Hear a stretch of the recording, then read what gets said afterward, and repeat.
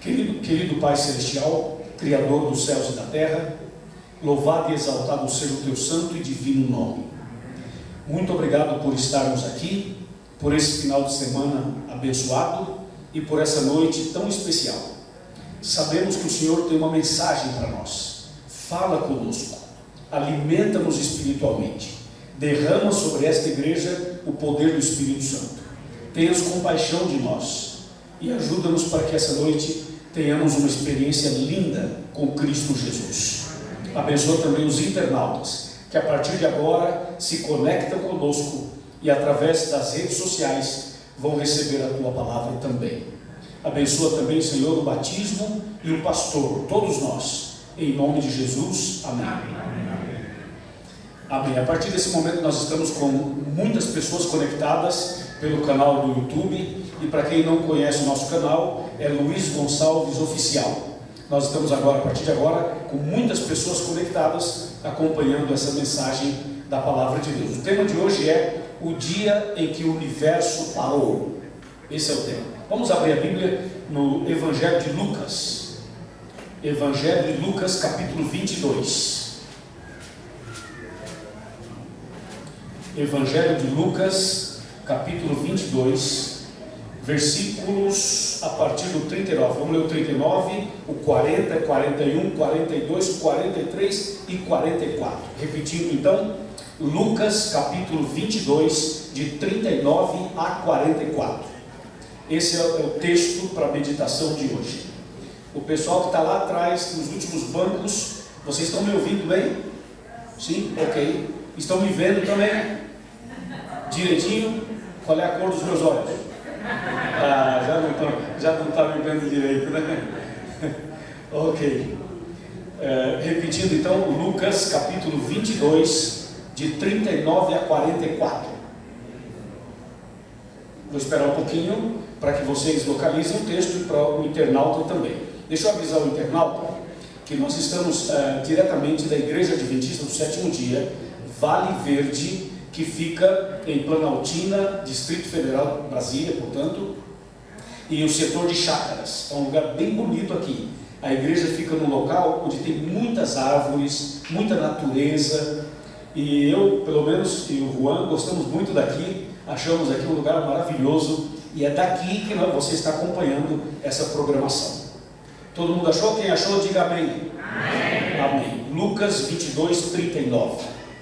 E saindo foi, como de costume, para o Monte das Oliveiras. E os discípulos o acompanharam. E chegando ao lugar escolhido, Jesus lhes disse: orai para que não entreis em quê? Em tentação. E ele, por sua vez, se afastou cerca de um tiro de pedra e de joelhos fazia o quê?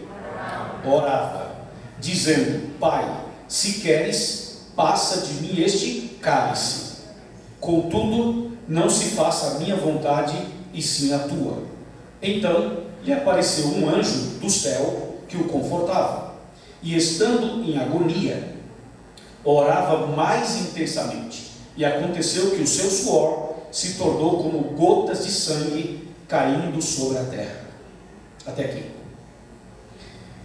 Esse é um assunto dos mais impactantes e emocionantes da Bíblia. Para mim, esse assunto é o que mais mexe com o meu coração e com a minha fé. Esse assunto de hoje. Por isso, prestem muita atenção, observe os detalhes, procure ficar bem atento, assim, não deixa nada desviar sua atenção, para você absorver bem a reflexão que vamos fazer desse texto. Jesus no Getsemane. Antes de entrar diretamente no tema, aliás, no texto, deixa eu dizer, o Getsemane é um jardim. Você viu que o título aqui fala Jesus no Getsemane. Quando a gente leu, falou do Jardim das Oliveiras, não foi? É a mesma coisa. Deixa eu explicar para vocês. Quando você chega em Jerusalém, lá em Israel, você vai para a cidade velha, ou seja, a Jerusalém dos tempos de Cristo, e tem a Jerusalém nova, fica do lado, entendeu? Aí você vai num local chamado Monte das Oliveiras. O Monte das Oliveiras é uma montanha grande, ela não é tão alta, mas ela é grande, ok? Hoje, o Monte das Oliveiras, tem uma parte do monte é um cemitério e a outra parte ainda é natural, tem árvores, tem a natureza e tudo. Uma parte do monte, a outra parte é um cemitério. Esse cemitério é só de judeus. Os judeus são sepultados ali. Só que para ser sepultado ali é muito difícil, é uma concorrência muito grande, porque é um lugar considerado sagrado para o judeu.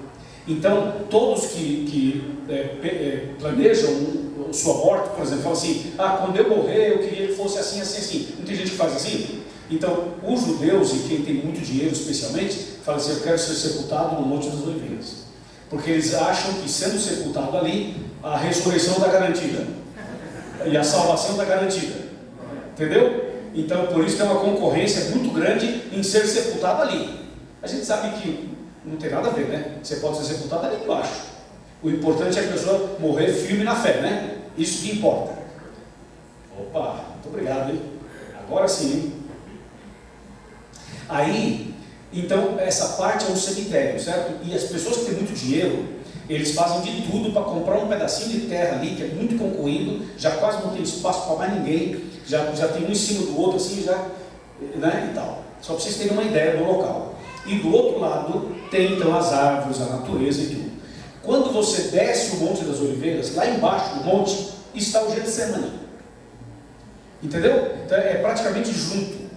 Então, por isso que você lê aqui, ó, você lê aqui, Jesus no Getsemane, é o título. Aí você lê embaixo e fala assim: e saindo foi como de costume para o Monte das Oliveiras. Dá a impressão de que está falando, está em contradição, mas não está. É que está junto ali, tá? O Jardim de Getsemane, irmãos, é um tipo de é como se fosse uma praça, mas não é uma praça, porque é um jardim mesmo, é um jardim, mas é bem cuidado, tem aquelas ruazinhas bem cuidadas, tem as oliveiras antigas, milenares, é muito bonito lá.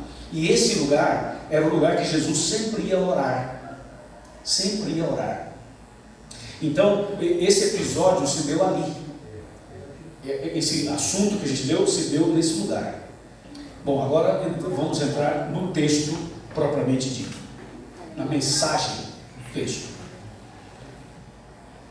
Para entender esse texto, nós precisamos voltar no tempo. Um dia lá no céu, um anjo de luz se rebelou. E esse anjo de luz que se rebelou tornou-se inimigo de Deus. E esse inimigo de Deus tentou contaminar os outros anjos. E ele conseguiu contaminar 1/3 dos anjos. 1/3. Você sabe o que é 1/3? É de cada 3 anjos, um ficou do lado do inimigo. Deu para entender? Ou seja, de cada 3 anjos, um virou demônio. É muito forte isso. Então, esse anjo de luz, que era Lúcifer, que se tornou o inimigo de Deus, que é o Satanás agora, ele contaminou então 1/3 dos anjos. E Deus deu a ele chances de arrependimento, chances de mudança, de recomeço, de conversão, como Deus faz com a gente também, né? Quando nós erramos, Deus nos dá o quê? Chances, oportunidades. E Deus deu a Lúcifer também. Mas o Lúcifer não quis. E esse 1/3 também não quis. Resultado: Deus os expulsou do céu. Por que Deus não os matou na hora, para acabar logo com esse negócio? É o que muitas pessoas pensam, né? Muitas pessoas pensam assim: se eu fosse Deus, teria matado, já acabava com a raça ali mesmo, né? Só que se Deus matasse o Lúcifer, e se Deus matasse os anjos que se rebelaram, a rebelião seria maior ainda, porque o Lúcifer acusava Deus de algumas coisas.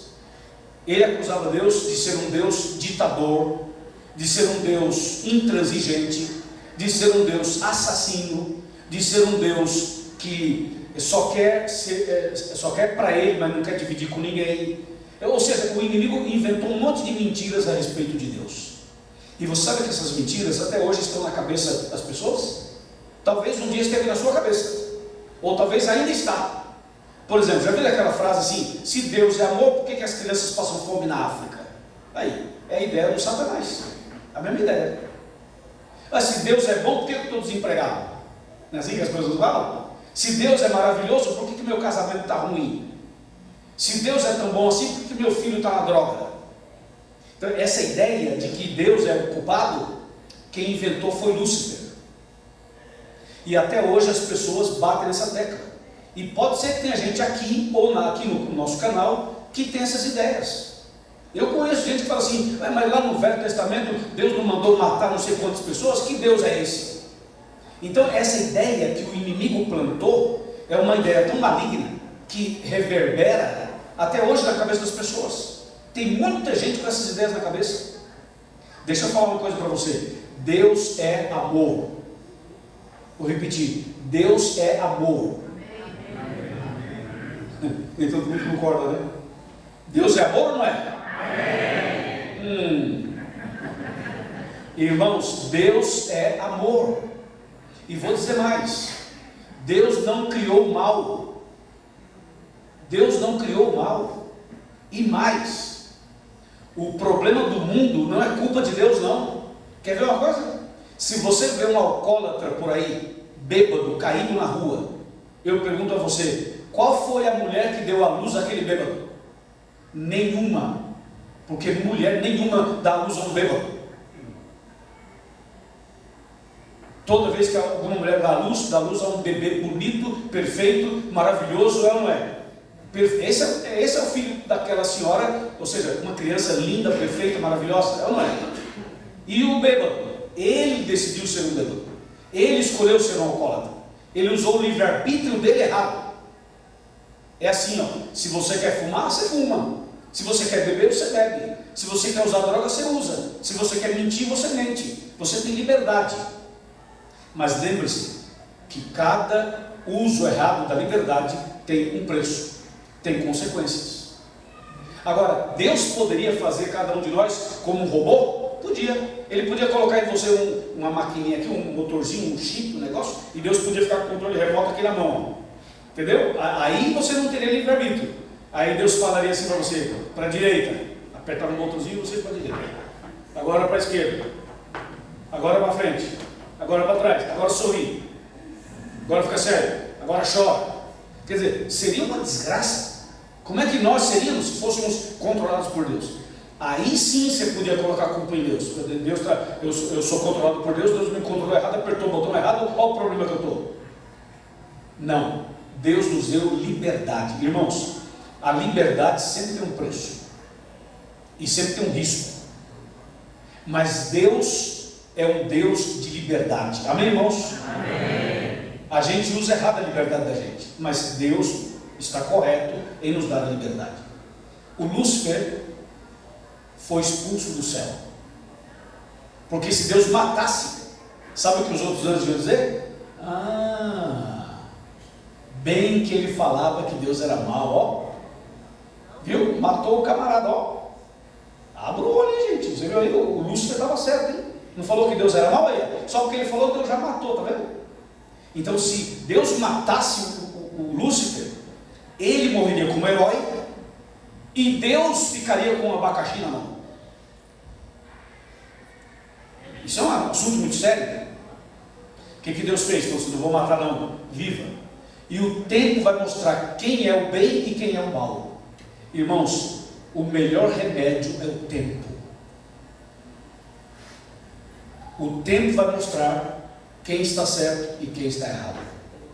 É ou não é assim? Deixa passar o tempo. E Deus deixou passar o tempo. E Deus não só deixou passar o tempo, Deus agiu. Quem veio ontem lembra do que nós pregamos ontem aqui. O que Deus fez? Deus decidiu morrer no lugar do homem. Deus decidiu morrer em nosso lugar. Deus decidiu pagar o preço do nosso erro.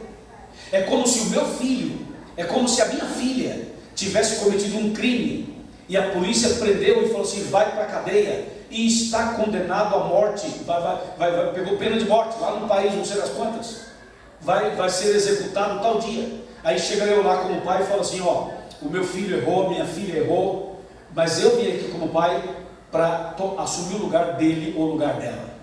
Eu quero que você solte a minha filha, solte o meu filho e me mate no lugar dele.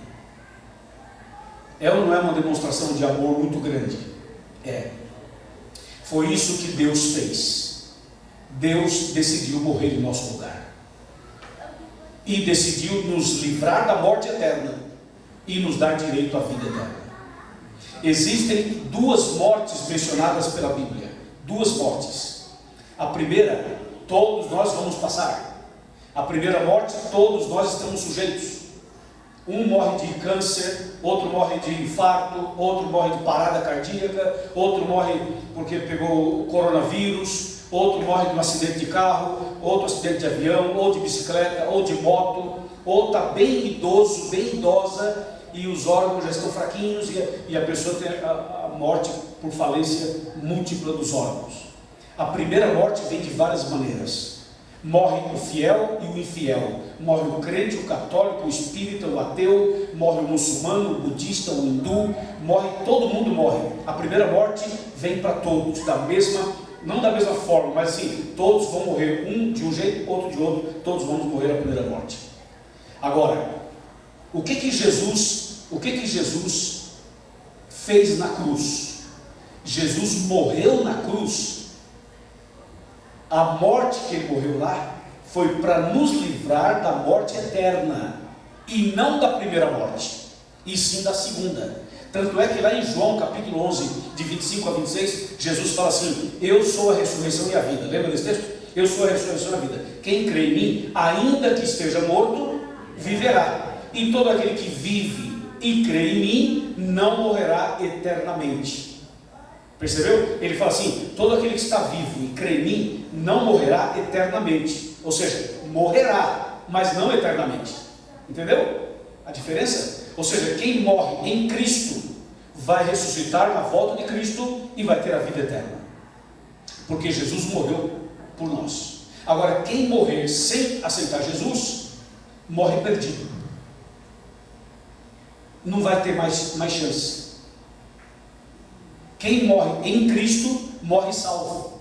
E na volta de Cristo, essa pessoa que morreu em Cristo será ressuscitada e vai ter a vida eterna. Amém, irmãos? Amém. Quantos entenderam até aqui? Levanta a mão. Está claro? Amém. Agora que a gente entendeu essa base, essa primeira parte que é uma base, veja, quando Jesus expulsou Lúcifer do céu, Jesus derrotou o inimigo lá em cima. Quando no jardim do Éden, o Lúcifer enganou Adão e Eva, e Jesus foi até Adão e Eva, perguntando: Adão, onde estás? E quando Deus encontrou Adão e Eva, eles estavam nus, porém vestidos com roupas feitas de folhas de quê? De árvore, de figueira. Então o que Jesus fez lá no jardim do Éden? Jesus falou assim: peraí, matou um cordeirinho, tirou a pele do cordeiro, fez uma roupa para Adão, uma roupa para Eva, e tirou aquela roupa de folha de árvore. O que significava aquilo ali? Aquele cordeirinho que foi morto no Éden para fazer a roupa para Adão e Eva. Ali estava o plano da salvação.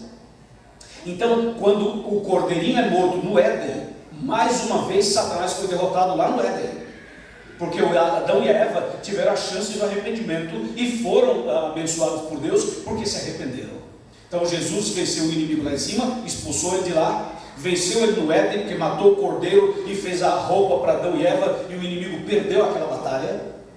Aí depois passou o tempo, durante todo o Velho Testamento tinha um santuário, e quando o pecador no Velho Testamento se arrependia, ele pegava um animalzinho, levava para o santuário, colocava a mão em cima da cabeça do cordeirinho, confessava o seu pecado, pedia perdão para Deus, Deus perdoava o pecador, a culpa do pecador era transferida para o cordeirinho era morto, e ali era feito um ritual no santuário.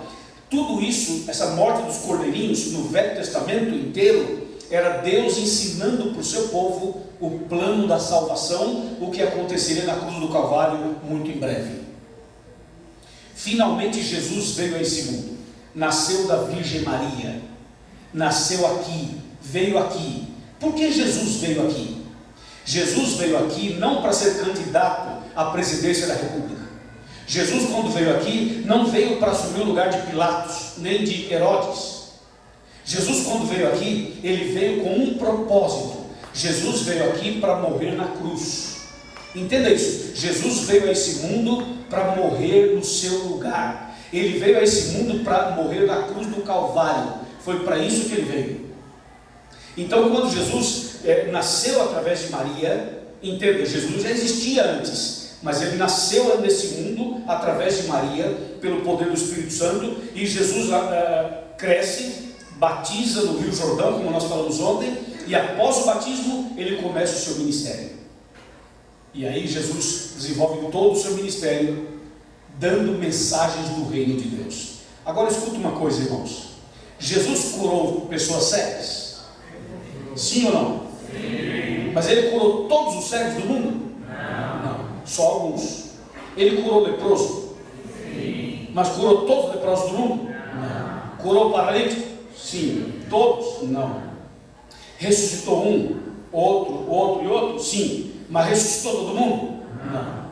Aí vem uma pergunta: por que Jesus curou um aqui, outro ali, outro acolá, ressuscitou um aqui, outro ali, outro acolá, mas não curou todo mundo, e não ressuscitou todo mundo, e não resolveu o problema de todo mundo? Sabe por quê? Atenção, porque o reino de Deus não seria nesse mundo pecaminoso. O reino de Deus será o reino da glória, sem pecado. Então entenda, Jesus poderia curar todos os doentes? Poderia. Ele poderia chegar no hospital e falar assim: fecha o hospital, cura todo mundo? Poderia. Mas por que ele curou só alguns e não todo mundo? Cada cura que Jesus fazia tinha um propósito. E ele curava uma pessoa e dava um recado para toda a humanidade. Por exemplo, quando ele curou o cego, ele estava dizendo assim: no reino de meu Pai não haverá mais cegueira. Quando ele curou o paralítico, ele estava dizendo assim: no reino de meu Pai não haverá mais paralítico.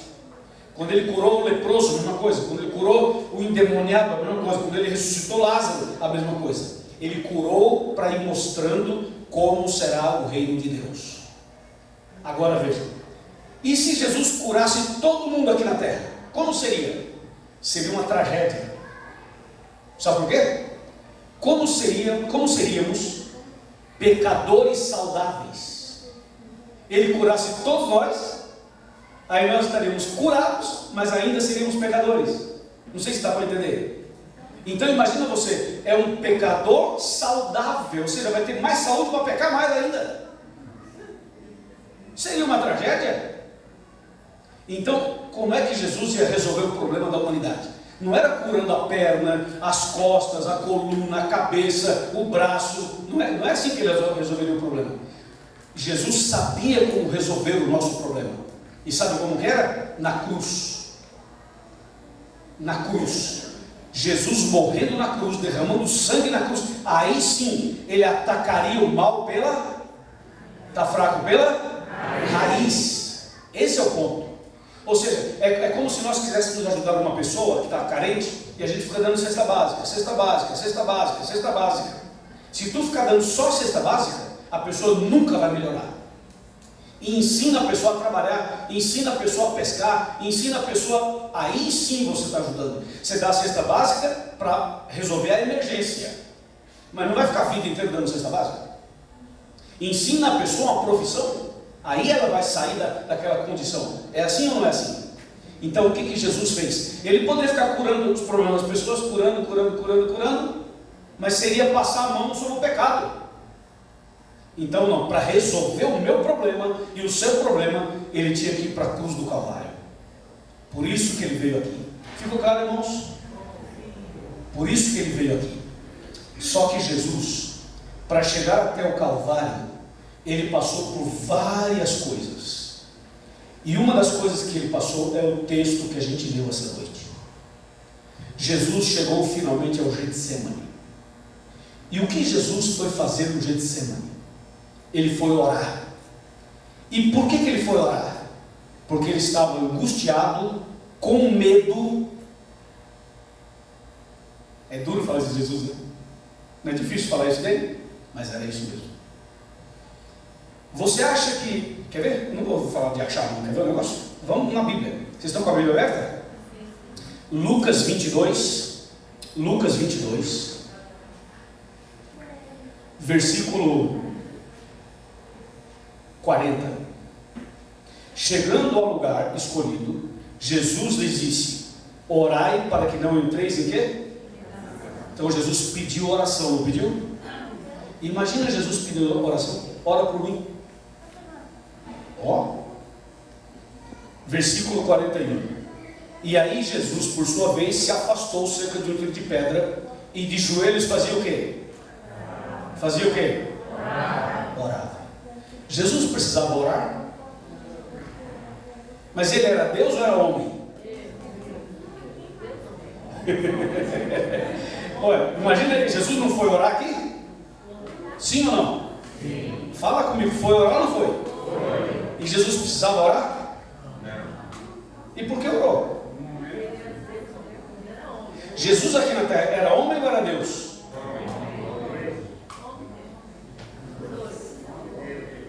Jesus era 100% homem aqui na terra, mas também era o quê? 100% Deus. Agora escuta, ele poderia usar a sua divindade em benefício próprio?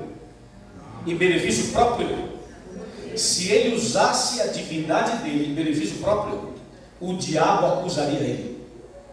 E nós também acusaríamos, sabia? A gente ia falar assim: ah, ele foi fiel porque ele era Deus. Eu não sou Deus, eu não consigo. É assim que a gente poderia falar? Ah, ele fez o que fez porque ele era Deus. Então escuta, Jesus não venceu tudo que venceu como Deus. Entenda isso. Ele venceu tudo que venceu como homem, como você, como eu. E uma das tentações que o diabo fez com ele, sabe qual foi?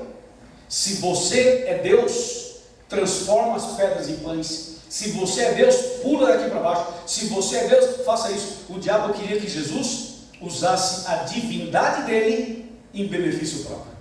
Se Jesus caísse nessa tentação, Jesus pecaria, cometeria um erro, e o diabo ganharia a batalha. Jesus então repreendeu Satanás e nunca usou a divindade dele para benefício próprio, nunca. Por isso que Jesus precisava o quê? Olhem para mim, olhem para mim. Jesus precisava o quê? Orar. Jesus fez jejum?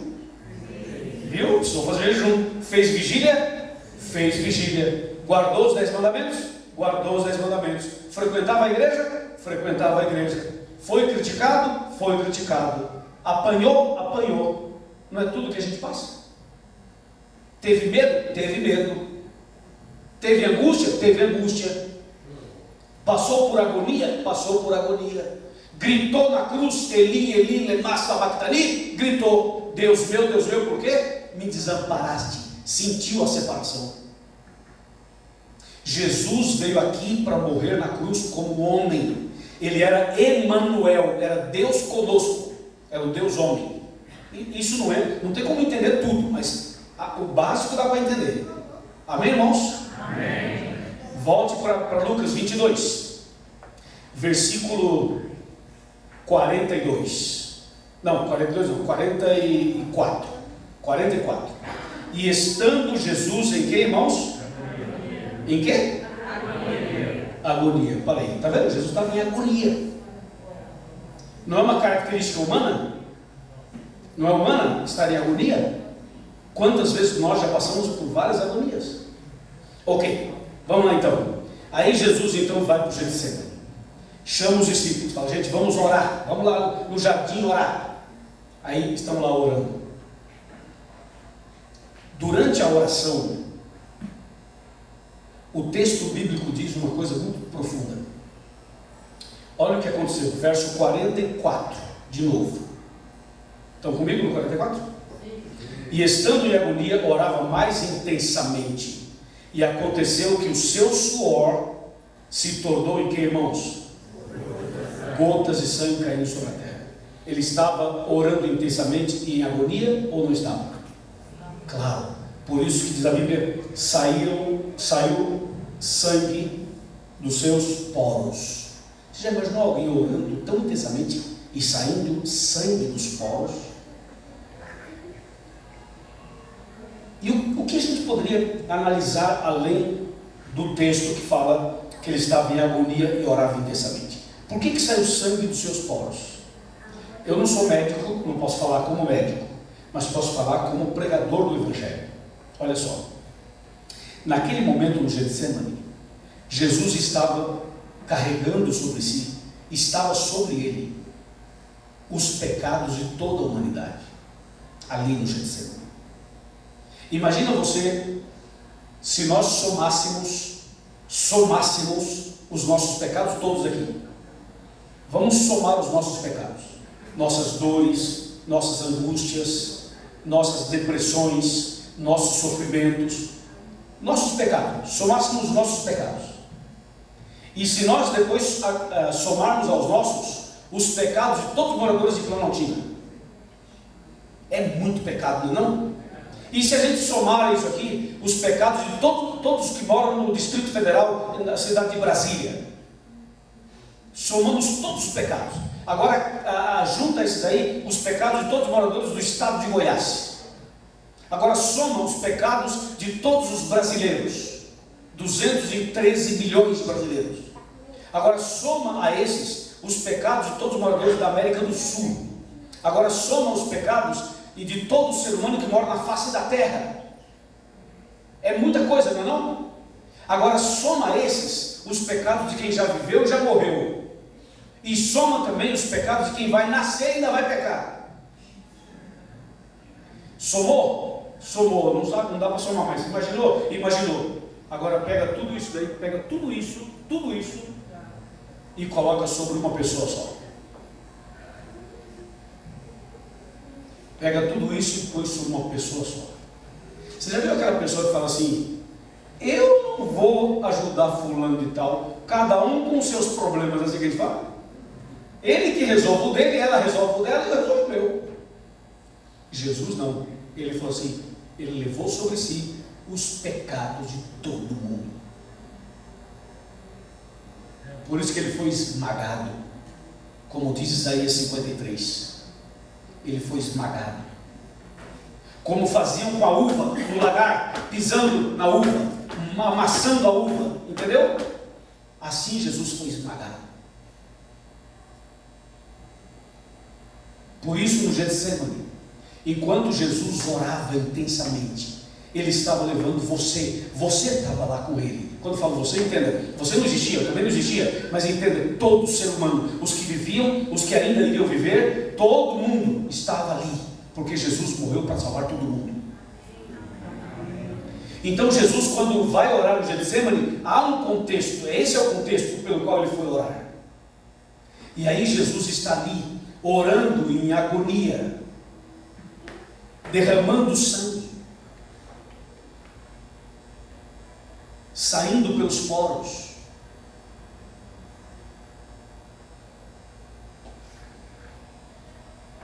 E naquele momento, Jesus faz uma oração.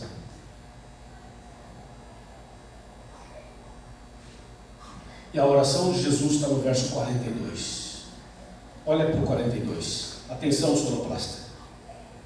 42. Dizendo: Pai,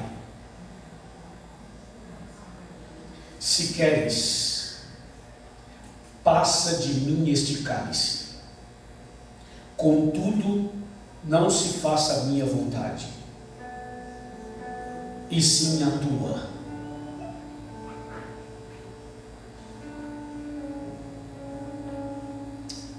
Esse foi o momento crucial. Quando Jesus se ajoelhou para orar, e quando estava derramando sangue, e quando levava os meus pecados sobre ele, os seus pecados sobre ele, Jesus fez esta oração: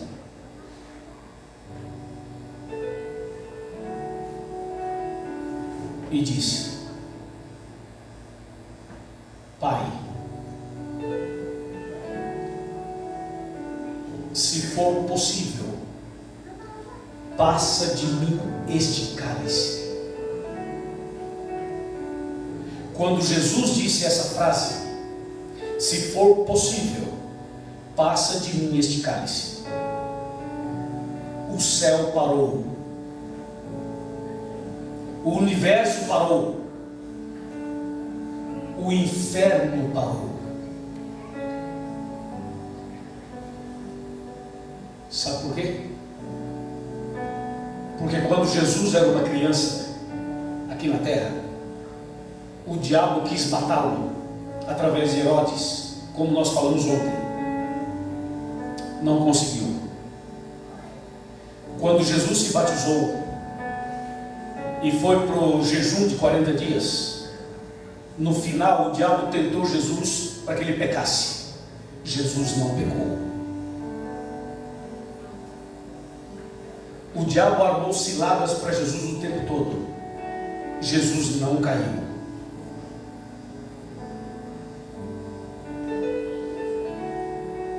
Houve um tempo em que o inimigo queria que Jesus desistisse da cruz.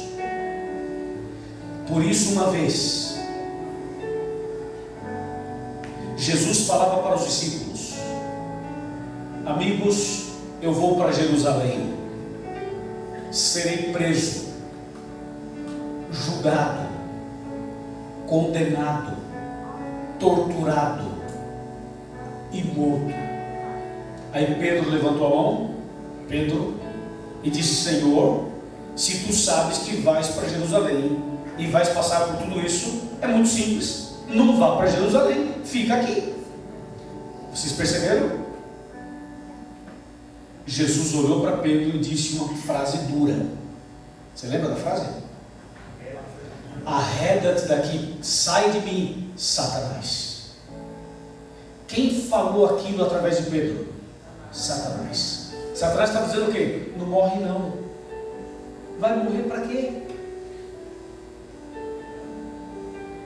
Entendeu? Houve um tempo em que o inimigo não queria que Jesus morresse, porque se Jesus morresse, salvaria todos nós e derrotaria ele. Aí quando Jesus no Getsemane faz a oração: Pai, se for possível, passa de mim esse cálice. Sabe o que Jesus estava dizendo? Jesus estava dizendo assim: Deus, se tiver um jeito de salvar a humanidade sem que eu morra, faça isso. Ou seja,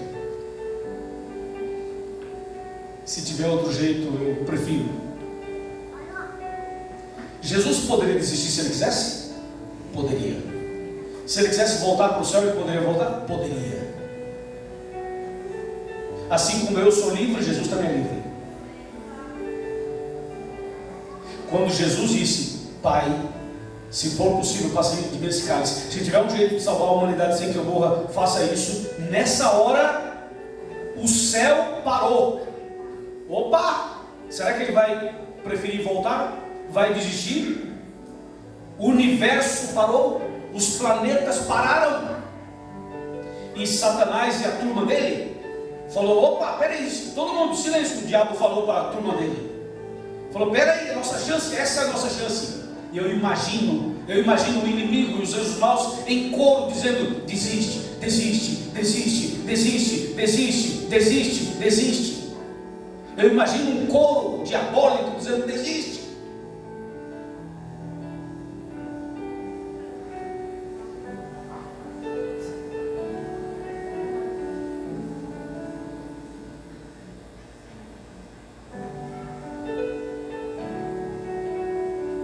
Graças a Deus que Jesus não parou a oração aí. Graças a Deus que a oração de Jesus não terminou ainda. E Jesus continuou orando, dizendo: contudo, todavia, não faça a minha vontade, e sim a tua. Quando Jesus termina a frase e disse: Pai, não faça a minha vontade, faça a tua vontade, o céu respirou, o inferno tremeu, disse: não tem jeito, esse homem não desiste. E o pai disse para Jesus: meu filho, para salvar o Luiz, a Maria, o Pedro, o Antônio, o José, a Isabel, o Jacó, o Isaac. Para salvar a humanidade, você tem que ir até a cruz. E Jesus diz: seja feita a tua vontade. Jesus sai dali e o diabo diz assim: ah é? Vai morrer, né? Ah é? Vai morrer, né? Vai salvar todo mundo de Planaltina, né? Vai salvar todo o pessoal do Vale Verde, né? Não vai desistir não, né? Vai morrer mesmo para salvar todo mundo, né? E vai me derrotar, né? Então já que vai morrer, vai sofrer. Eu vou transformar a sua morte na pior morte da história. Jesus levanta da oração, vem um seguidor dele, um dos 12, e dá um beijo no rosto. Usando o símbolo do amor, que é o beijo, que é o ósculo santo, Judas traiu Jesus. Ele foi traído por um dos seus seguidores. O diabo estava por trás. Os soldados chegaram e prenderam Jesus com violência. Já chegaram batendo. Levaram Jesus para o julgamento. Ele foi julgado de noite, na calada da noite, para ninguém ver. Quebraram todas as regras, fizeram uma coisa escondida, julgaram e condenaram Jesus. Em seguida, rasgaram a roupa dele. Chegou uma pessoa com uma coroa de espinhos e colocou sobre a cabeça dele espinhos grandes, e depois com a mão forçou a coroa, e os espinhos entraram na cabeça de Cristo. E o diabo dando gargalhadas, dizendo: aí você não vai desistir não, né? Vai morrer mesmo, né? Então vai sofrer. E Jesus sangrava saindo pelos poros e sangrava na cabeça. Depois ele foi chicoteado. O chicote que usavam para bater em Jesus era feito de couro de animais, e na ponta tinha um pedaço de osso no formato de um anzol, pontiagudo.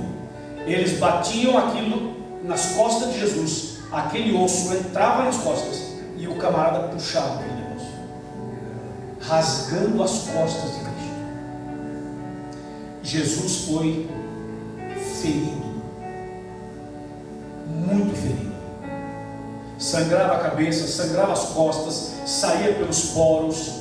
As pessoas zombavam dele, diziam: você não é o Messias? Você não é o Cristo? Você não é o Salvador? Vamos ver, vai, faz um milagre. Era o diabo por trás. Pegaram uma cruz de Barrabás, porque não dava tempo fazer uma cruz para Jesus, e o Barrabás era quem morreria naquela cruz. E como não dava mais tempo, pegaram a cruz de Barrabás. E Barrabás tinha outro corpo, outras medidas, e pegaram a cruz de Barrabás e colocaram sobre Jesus. A cruz era desproporcional, e Jesus sentiu o peso daquela cruz. E agora ele foi com a cruz nas costas, andando pela via dolorosa. Caminhou, caminhou, caminhou, caiu, levantou, caiu, levantou. Chegou alguém para ajudá-lo. Ele andava, chegou alguém, colocou uma venda nos olhos dele, pegou um pedaço de pau, bateu nele e falou assim: se você é profeta, adivinha quem te bateu? E riam e zombavam. E como diz Isaías 53, Jesus ficou em silêncio, não abriu a boca. Uau! Mas por que Jesus não desistiu? Me acompanha, irmão. Por que Jesus não desistiu? Jesus, como? Isso. Jesus não desistiu de você. Não desistiu de você. E nem de você. E nem de você. E nem de você. E nem de você. E nem da senhora. E nem da senhora. E nem de você. Ei, e nem de você. E nem de você. E nem do meu amigo aqui. E nem desse garoto. E nem desse irmão. Nem de você não desistiu. Jesus não desistiu de você. Por que ele não desistiu? Porque ele queria salvar você. Ele podia falar assim, eu não vou, porque esse camarada bebe, esse outro fuma, entendeu? Esse outro adultera, esse outro mente, esse outro enganou não sei quem, entendeu? Ele podia falar assim, eu estou fazendo tudo isso por alguém que nem está aí para mim, nem vai ler Bíblia, nem vai orar, nem vai para a igreja. Ele podia falar assim, quer saber? Não vale a pena, ele podia pensar isso. Mas Jesus acreditou em você. Ele sabia que você ia ter lutas e tropeços e fraquezas. Ele sabia que nós iríamos enfrentar batalhas duras. Ele sabia que alguns de nós iam desistir no meio do caminho. Ele sabia que você ia usar droga um dia. Ele sabia que você um dia ia beber, ia fumar. Ele sabia que um dia você ia cometer um erro na sua vida pessoal, espiritual, familiar, conjugal. Ele sabia tudo isso. Mas ainda assim, Ele te amou. Ele te amou, te amou, te amou e disse, eu não vou desistir dessa pessoa. Eu não vou desistir dessa pessoa. Eu vou até o fim. E Jesus foi até o fim. Amém, irmãos? Amém. Foi até o fim. Não desistiu de nós. Ele não desiste de nós. O diabo queria. O diabo falou assim, desista. Ele falou, não vou desistir. Esse é o nosso Deus, que não desiste da gente. Entendeu? Esse é o nosso Deus, que não desiste da gente. Então, se Jesus não desistiu de você, e nem de mim, e nem deles, eu pergunto, você vai desistir dele? Você vai desistir dele? Você vai desistir de Jesus? Você pode tropeçar, pode cair, pode se machucar, pode gemer, pode sangrar, mas não desista. Segura na mão dele e vai. Amém, irmãos? Amém. E vai. O diabo diz assim, não, você errou, não tem mais jeito para você. Tem jeito sim. Tem jeito sim. Se não tivesse, Cristo não teria morrido na cruz. Então tem jeito. Por isso ele caiu, levantou, saía sangue daqui, sangue daqui, sangue daqui, e ele foi. Então é assim que eu tenho que ser. É assim que você tem que ser. Mesmo na luta, não desista. Jesus não desistiu de nós. Amém. É isso. É isso. Aí Jesus chega no Calvário. Quando ele chega no Calvário, aí ele é deitado sobre uma cruz, coloca a cruz no chão, aí deitam Jesus em cima, pregam as mãos e os pés dele, levantam a cruz com ele pregado e fincam no chão. Imagina o solavanco. Terrível. Mas Jesus continuou firme. Estava entre dois ladrões.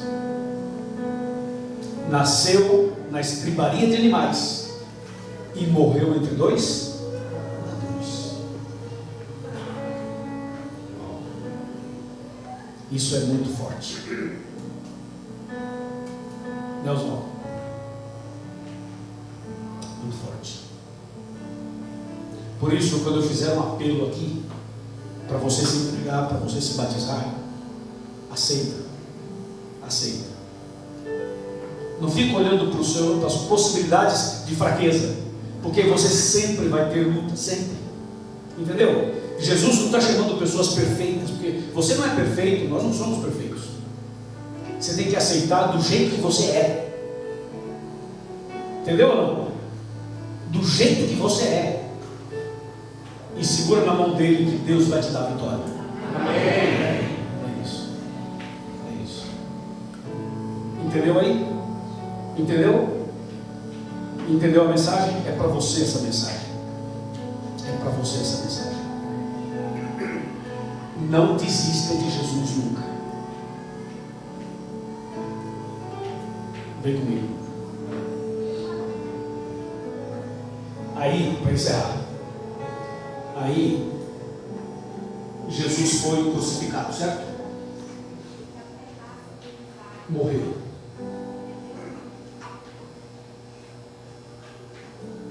Depois que ele morreu, o diabo pensou assim: acabou, perdi. Mas ainda vou tentar a última cartada. Pensou ele. Jesus foi sepultado. O diabo pensou assim: ele não pode sair da sepultura. Ele não pode sair da sepultura. Ó, a cabeça do inimigo.